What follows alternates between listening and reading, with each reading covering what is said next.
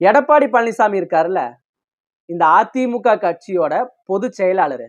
இந்த எடப்பாடி பழனிசாமி இந்த திமுக ஆட்சியை பத்தியும் திமுக கட்சியை பத்தியும் பயங்கரமா திட்டியிருக்காரு.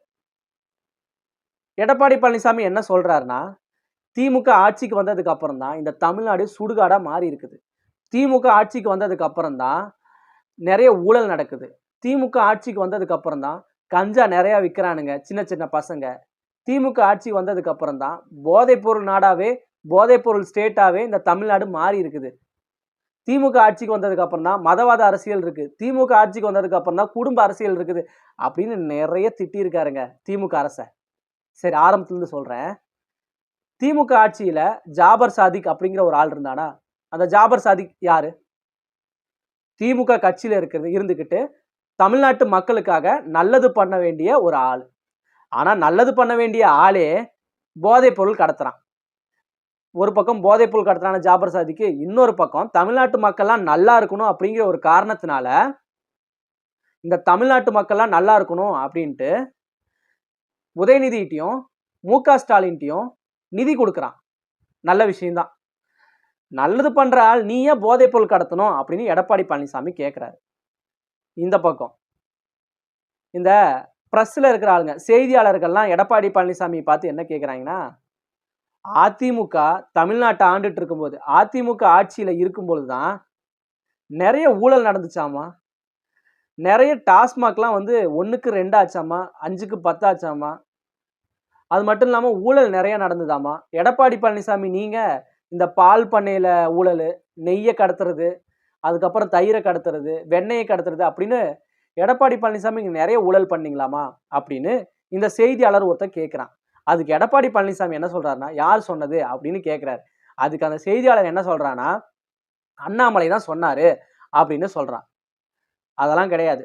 இந்த தமிழ்நாட்டை அதிமுக அப்படிங்கிற ஒரு கட்சி ஆண்டுட்டு இருந்ததுனால தான் சட்டம் ஒழுங்கு இது எல்லாமே கரெக்டா மூவ் ஆயிட்டு இருந்தது. அதிமுக கரெக்டா இருந்ததுனால தான் இந்த தமிழ்நாட்டுல ஊழல் நடக்கல, ரவுடிசம் நிறைய நடக்கல அப்படின்னு சொல்லியிருக்காரு.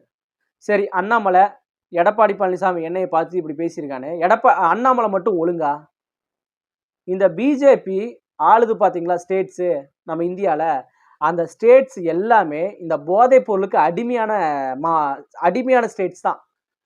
அந்த ஸ்டேட்ஸ்லாம் அந்த மாநிலங்கள்லாம் நிறைய போதைப் பொருள் விற்கிறாங்க. உதாரணத்துக்கு நான் சொல்ல போனா, இந்த பிஜேபி ஆள்ற ஒரு மாநிலத்தில் தான் 450 கோடி போதைப் பொருளை இன்னைக்கு கண்டுபிடிச்சிருக்காங்க. இன்னைக்கு மட்டும் இல்லை, ஒரு 15 நாளா லிஸ்ட் எடுக்கலாமா?